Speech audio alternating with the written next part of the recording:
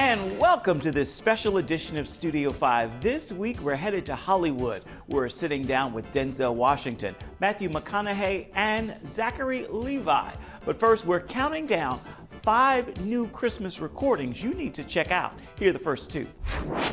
At number 5. No place I'd rather be. There's something about home that makes me miss it. It's not Christmas without you in it. It's a new Christmas EP from Grammy Award-winning artist Jason Crabb. It's called Home for Christmas. Only one thing that's on my wish list. It's being home for Christmas.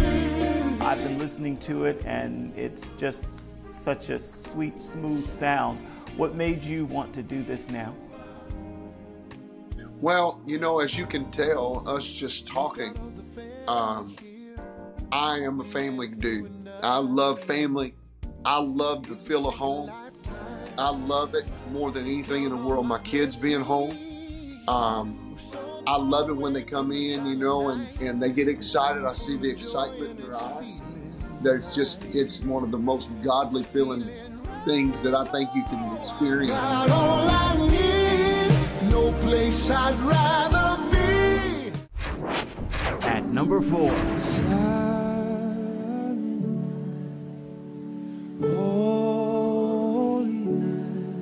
Brandon Lake, Phil Wickham, Kim Walker-Smith, and others join Maverick City Music for their latest Christmas project, A Very Maverick Christmas.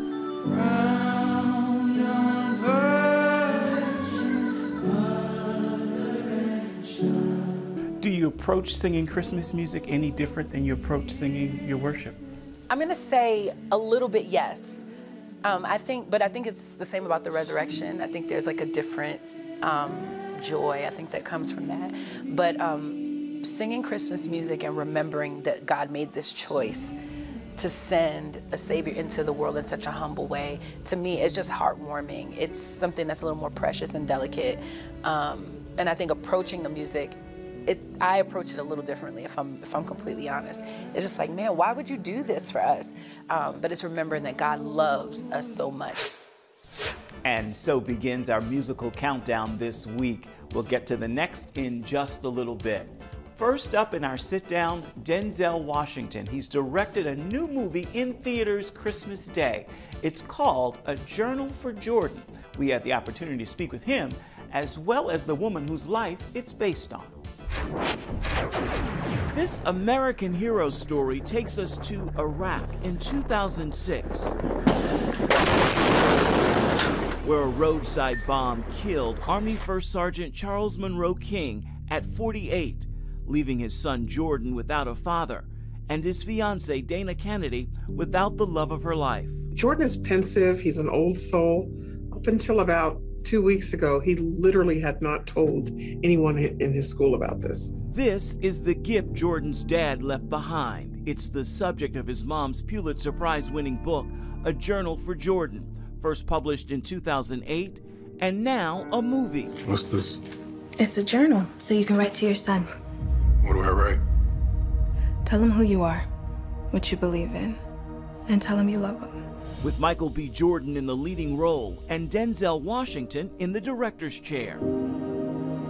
Dear Jordan, the moment I met your mother, I knew she was the one. He is not exactly my type. When you try your best, but you don't succeed. And after some convincing, she fell for me too. I think you are beautiful.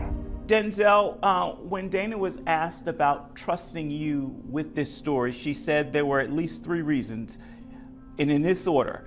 You were a Christian, you were a good family man, and you were the best at what you do. How does that make you feel? God's in charge. I've been blessed.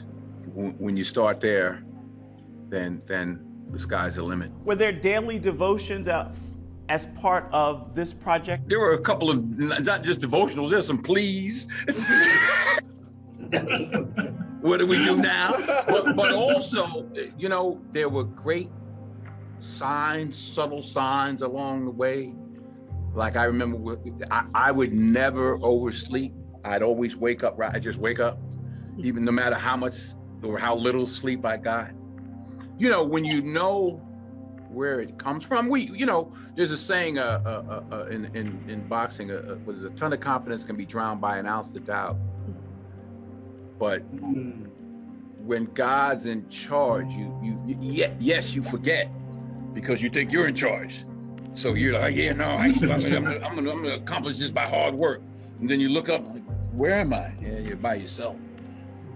So, okay, let me get back on the bike. Okay, all right, let me start over. Real love takes sacrifice.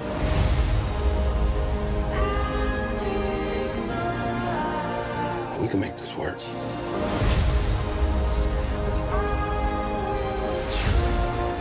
Then you came into our lives, and you were a blessing. Dana, what inspired you to have your fiance, your son's father, keep a journal? I think you even describe it like he's writing in a journal while he's watching men die. I was pregnant with Jordan and in a gift shop, picking a gift for a friend, and I saw journals, and I thought, you know, what if something happens to him over there and he never has a chance to meet our son? Let me see if I can get him to put a few expressions of love to him on paper. And I had no idea that he would become obsessed with filling it up with all of these amazing life lessons. He wrote 200 pages, and he wrote to him about the power of prayer, about finding his wife, about how to treat a woman on a date, about sacrifice, everything. And when I received that journal, I fell in love with him at a deeper level. Denzel, what about this story drew you to it, to stick it out so long? I mean, because it's been years and years in the making. What? It's just beautiful. It's you know, one of my favorite lines in the movie is she says, "That's what heroes do, baby." Mm-hmm. You know, when the boy says, "Well, did he have to die to do it?" Well, that's what heroes. I mean, you know, in this time that we live in, with so much division and hatred and pettiness, and you know, here's a real love story with a real hero that really loves his woman and really loves his son, and makes the ultimate sacrifice for his country. And I just wanted to be a part of that. I not only respected it and admired it, but to be given the opportunity to share that story with the world is an honor and a privilege. And obviously, it was an assignment from God and for me. How come you barely ever talk about him? I think about him all the time. Always be courageous in everything you do, but never be afraid to cry.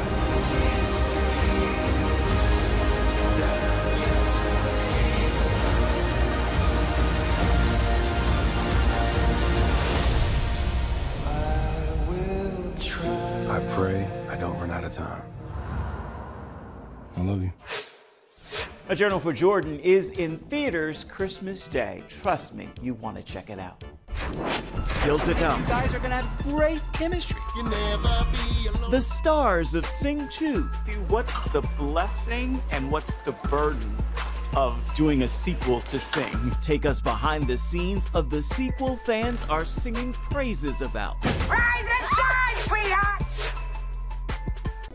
Orphans Promise is committed to loving and serving at-risk children, to helping keep families together, and to creating opportunities for strong and sustainable communities around the world. We're working in over 60 countries around the world, and with your help, we can do even more. There's an old African proverb I love that says, if you want to run fast, run alone. But if you want to run far, run together. At Orphans Promise, we want to run far so we can touch the lives of as many orphaned and vulnerable children as possible. But we don't want to go alone. We're out to change the world, one child, one family, one community at a time. Will you join us?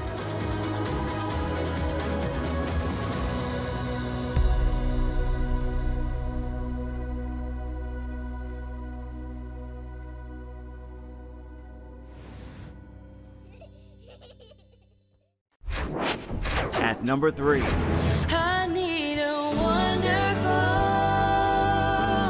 counselor. That's the sibling trio Kane alongside Stephen Curtis Chapman. Emmanuel, God with us. just one song you'll hear on their Christmas project, simply titled Wonderful. And you make this season wonderful. I got a chance to see the music video that of you guys with Stephen Curtis Chapman. Tell me about working, side by side with him. Almighty in a manger. Sometimes I forget that it's like, I know there's Stephen Curtis Chapman, like my childhood hero, and all the music I listened to, and then lately we've been getting to work with him more, and I remember I was kind of arguing with him about something on the second verse, and then it dawned on me, like, I think he's got it. I think he knows what's best here, and it really, so it feels good. It feels like we have that friendship, but there's still this element of like, when he sings, I will remember, like, this is the guy. Yeah. So it's like surreal and normal at the same time. Emmanuel, God with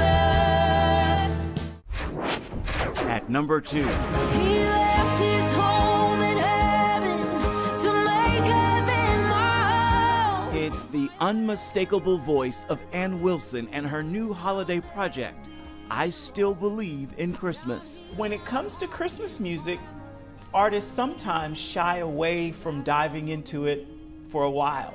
What made you say, I think I want to celebrate Christmas with my music? Christmas is the hardest time of year for me and my family after losing Jacob.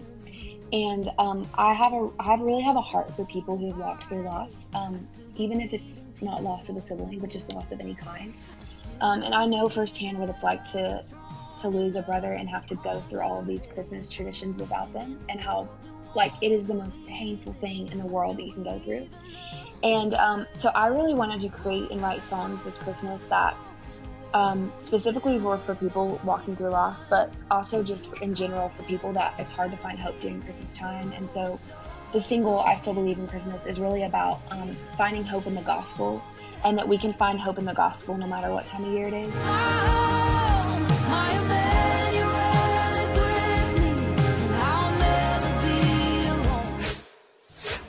And welcome back to Studio 5. That leaves us with just one more Christmas recording you want to check out. It also brings us to Matthew McConaughey leading an all-star cast in the latest edition of the Sing production, Sing 2. It's in theaters right now. We're on, right now. Now? Stop. I need big shows, big ideas. What's the blessing and what's the burden of doing a sequel to Sing? The blessing is, it means the first one succeeded. I'll give you 3 weeks to get this show up and running. I won't let you down, sir. Better not, or I'll throw you off the roof. The burden is, you can look too closely at what worked in the first one and try to recook the souffle. And we've all seen those sequels. And here she is, the star of our show, Rosita. Oh my gosh. Reese, what's Rosita's struggle? Rosita really struggles with confidence. She's afraid. She'll never be able to play the part. Maybe this is for the best. She's gonna have to take a big leap in order to make her dreams happen, and I think you get to see all of that come alive in Sing 2. Listen, you guys, I have a dream of performing in Red Shore City since I was a little kid. Where do you go then to find the confidence? What would you tell young people? You have to dig deep and believe in yourself. It's so important to push yourself. Because if not you, who? And if not now, when? There he is. Clay Calloway? Go away! Don't you miss the music? What moment in this story are you most proud of Ash? She's really trying to find her own voice, and it's in there. She needs to build up her self-confidence. I have climbed the highest mountains. And in this film, she uses that experience to help somebody else rediscover their voice and find their own confidence again. And I think that's really, it's a commendable thing, when you use your own experience to help somebody else. Tori, what does Mina do with fear, and what does Tori do with fear? Ooh, great question. My name, it's Mina, not Gina. Mina is, she obviously has stage fright in the first film. but she overcame her fear. I wanna tear down the walls that hold me inside. I love this song. I think a big part of that is because she has the support of her friends. You know, she kind of looks over at Buster Moon and the group and gets that confidence from them, like, you can do it. For me, it's kind of similar, to be honest. I mean, I was super shy growing up, and I think by having my family mainly around me and just like really supporting me and telling me I could, you know, do it and go all the way, that gave me a lot of confidence. From this koala, from Buster, we learn that the fairy tale can still be true. The American dream doesn't have to just be an illusion. Gonna have a lot of doubt, but can I keep believing through the doubt? Last hope wins. We cannot let that bully steal our hopes and dreams. Guts, faith, these are the things you need now. When you're doing a project like this, is there a prayer and hope for what this accomplishes? Oh, absolutely. I think, you know, that's a part of why I just love being a part of a movie like this. I think everybody is gonna walk away with, you know, I think there's a general sense of like following your dreams and believing in yourself. We've had 2 years that have highlighted sort of dampening a lot of dreams. This story reminds us the fairy tale can come true. Again, the American dream, it's not an illusion. What does doing a project like this do for the little girl in you? Oh, that's a great question. I think, you know, a project like this is really inspiring, I think, to young women because there's so much messaging in there about believing in yourself. And I hope they find courage in this film. The journey of a lifetime is about to begin. Matthew McConaughey, Reese Witherspoon, Scarlett Johansson, and Tori Kelly. It is indeed an all-star cast, and you can check out Sing 2 right now. Before we take a quick break right here, it's time to share a story in pictures. Here's your snapshot this week. From your house to the White House and everywhere in between, it looks a lot like Christmas these days. Big trees, skating rinks, bright lights, and seeing the world through the eyes of a child. In this time of great celebration, may this beauty point us back to the real reason for the season, Jesus. That reminder is this week's Studio 5 Snapshot. Coming up next, there's cheering on the red carpet for American Underdog. That's all part of the fate. You'll hear from the stars and more next.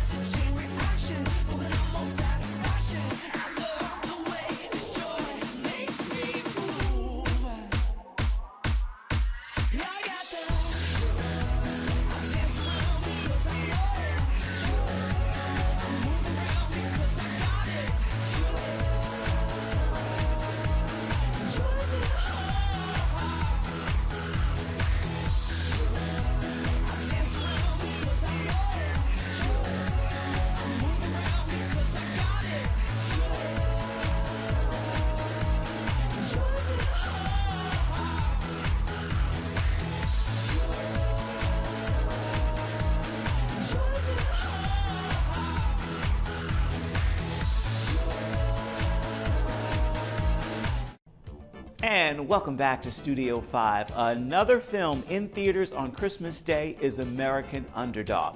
We showed you some samples of the film last week, but this week we're walking the red carpet at the Chinese Theater on Hollywood Boulevard.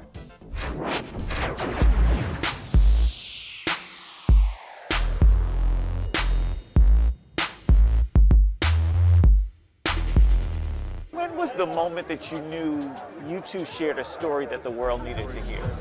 Honestly, when he lifted up that trophy at the Super Bowl and he said what he said, he wanted to give honor and praise to his Savior up above, I thought, here we go.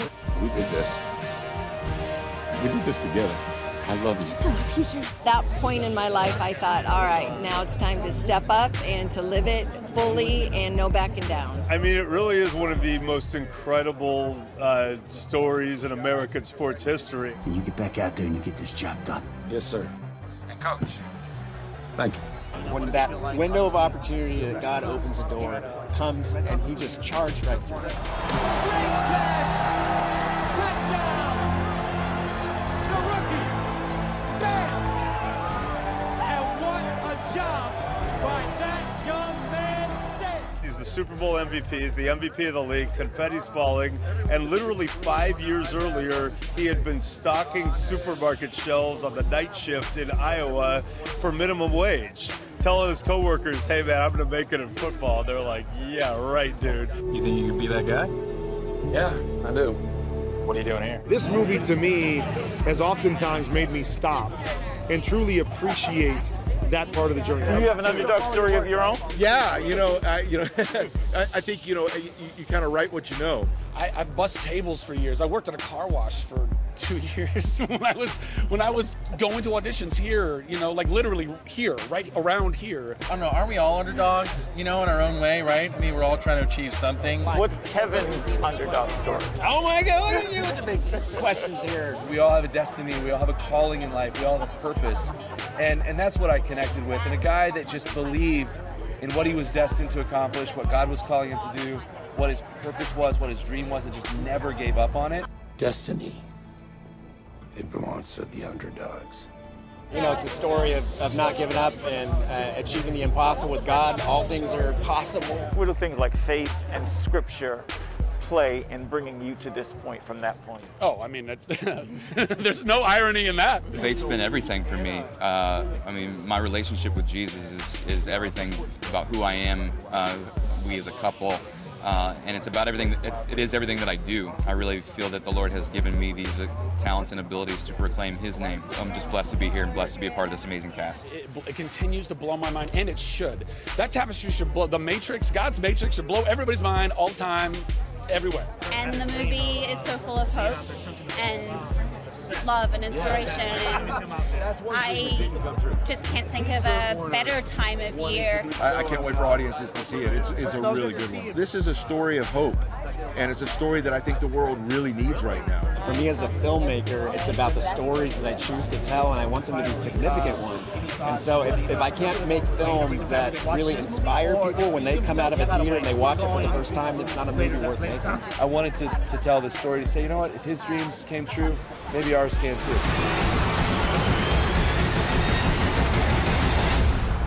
You were born for this. Again, American Underdog is in theaters for you Christmas Day. With that, we have made it to the #1 new Christmas recording you need to check out this week. At #1. Who would have ever thought we'd be recording this Christmas record at Fame Studios? I mean, man. 1, 2, 3, go! The roots of Zach Williams' Christmas project run deep. I don't want Christmas to end. It's called I Don't Want Christmas to End. Christmas time is here. Happiness and cheer. It was recorded in Muscle Shoals? Yes. Tell me about that process and that studio and being able to do it there. I mean, it was kind of where Aretha Franklin found her sound, They had a band there called the Swampers, and they were this just iconic tracking band that everybody wanted on their record. And so the idea for this record was, how do we go down to Muscle Shoals and recreate those sounds and try to make it sound like it came out of that era of music and kind of keep that heritage and that sound alive. I don't want Christmas to end. Life. It's meant to be lived fully. Jesus said it. I came to give you life. Life to the fullest. Life in your family. Life in your finances. Life in your body, mind, and spirit.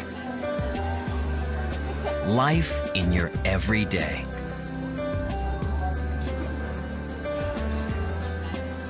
At CBN.com, we're taking what Jesus said seriously. We're here to help you discover life. Life Live it fully. CBN.com.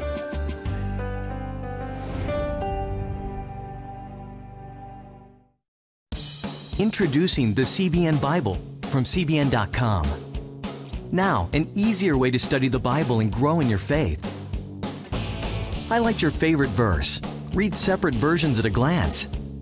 Click and read a commentary. Or cross-reference your favorite verse using the Strong's Concordance. All the right tools to study the Bible, all in one place. The CBN Bible, available at cbn.com/Bible or the iTunes App Store.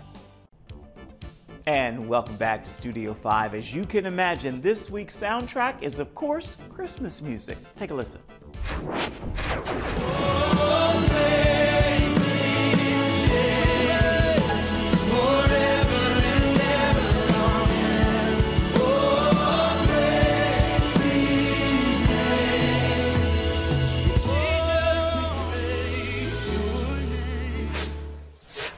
On that musical note, we are almost out of time for this week's edition of Studio 5. So let's look ahead right now, see what we're working on for next week.